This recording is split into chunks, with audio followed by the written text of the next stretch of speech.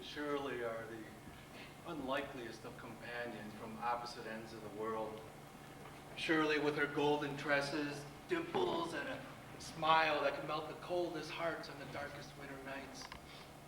And then there was Mom, who took after her son, being Chinese. You see, they didn't meet much until much later in their lives. I mean, sure, Mom had seen her quite often before, but it wasn't until after Dad had died that Mom needed somebody to restore her hopes and dreams and life's affirmations.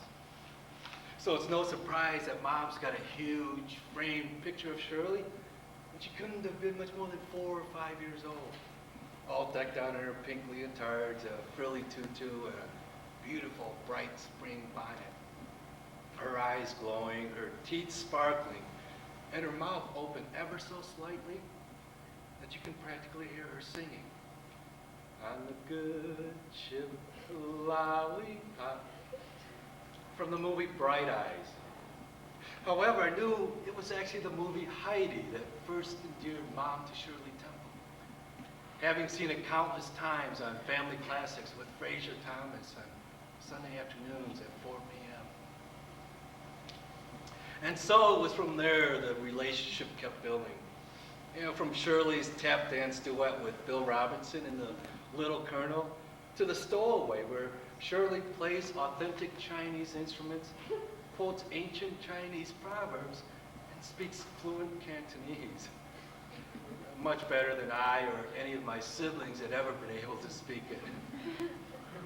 But then again, she must not have had Mrs. Moy as her Chinese teacher. So there they were, the odd couple. Shirley with her squeaky, childlike, pouty voice, spewing out adult words of wisdom. And then there was Mom in her broken English. Oh, gi smart la, gi hoa, gi song la, kudak sing, home dance, gi song la. As if talents and smarts were somehow one and the same. It took me a long time to figure out exactly what the attraction was. I mean, sure, I would watch one of her movies and see how cute and adorable she was and how she would get out of practically any situation.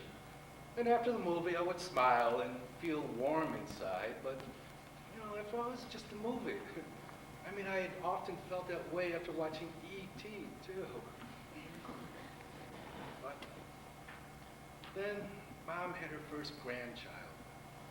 And I think that she was mildly disappointed that we didn't name her Shirley, as if a Chinese mother could be mildly disappointed about anything, and without showing it. So there Angela was, sour and sweet and everything neat. My Asian creation, as I like to call her. The most beautiful baby in the world. Oh yeah, I mean, look at her. I just happen to have a picture with me. I mean, look at this. She's got her mother's nose, her mother's ears, her mother's eyes, her mother's chin. And she's got her dad's, well, black hair and brown eyes. And if you look closely, I know most Asian babies don't have them, but there they are, dimples. Yeah. Angela's going to be something really special in this world. I read somewhere where Shirley's mother made it a point not to treat Shirley like she was supposed to feel like anything special. And Mom did that for her kids too, in her own special sort of way. You know, I see how much joy, hope, and happiness that Angela brings into Mom's life, as well as ours, of course. And how Mom's most worn and prized possession is her world's greatest grandmother sweatshirt. But Mom seems to need it more now. You know, to be able to enjoy children. As if she were too busy before. Too busy forgetting about her dreams and plans and working on her children's. So that now she gets to use up all those hugs and kisses and I love yous that's been stored up inside of her for longer than anyone should have to store them.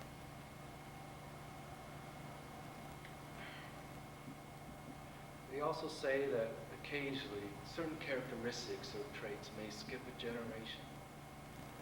Angela is not going to miss out on her hugs and kisses this time around, that's for sure. There's another thing that Angela won't miss out on either, and that's learning all the rich culture, tradition, and Chinese heritage that my mother wanted so desperately for her kids to learn. And I'm proud to say that even at the tender age of 3 years old, Angela's already bilingual. Granted, it's English and Spanish. It's a start. You see, Maria Sanchez was the best nanny that we could find. There is a problem to all this, though. Mom wants a grandson. Did I ever tell you about my mom's friend